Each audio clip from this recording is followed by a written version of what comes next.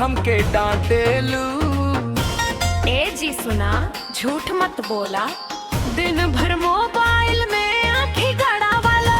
काम के चक्कर में बिजी रहनी, तो हैरा खातिर कमाई करनी। कमाई बड़ी बात ठीक बरा जा, बाकी प्यार में काहे कंजूसी बचा।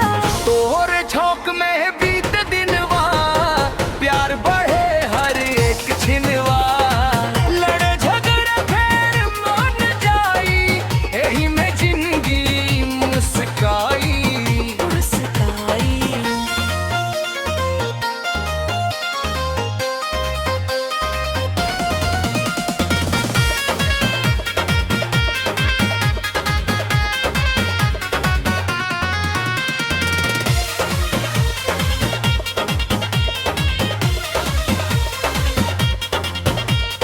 साड़ी चूड़ी कंगना मंगेलू, जेबिया खाली रोज करे ले लू।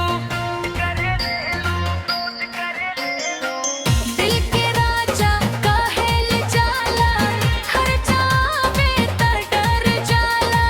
तोहरे खातिर जाने दे देबा, चांद तारा तोड़ ले आईब। मोरी बड़ी ताकत मम्मा करा, पहिले बाजार घूमे चला।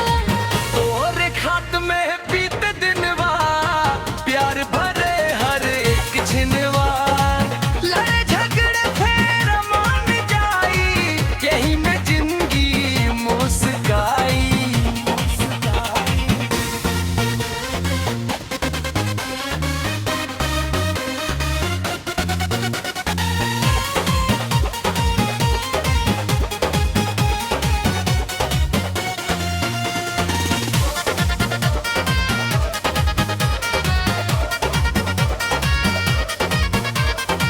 रूठ गइलू ता नींद ना आवे, तोहरा बिना मन घबरागे।